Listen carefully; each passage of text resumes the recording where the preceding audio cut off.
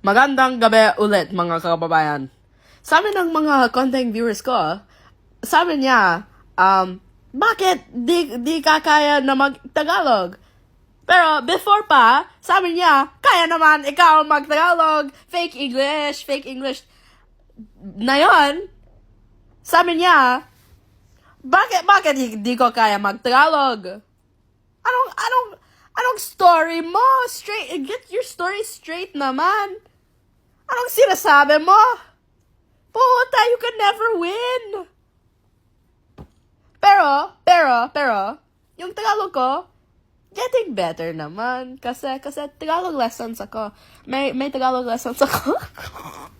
Dalawang, yeah.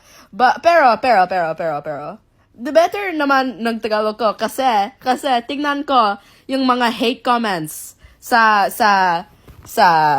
Tagalog. Di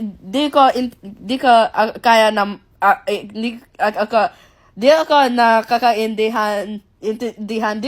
naintindihan anong sinasabi siya. So, Google Translate naman. And, tapos tingnan ko anong sinasabi siya. Tapos iyak ako. Pero, better naman yung Tagalog ko kasi translate lahat yung comments sa Tagalog. Blessing in disguise.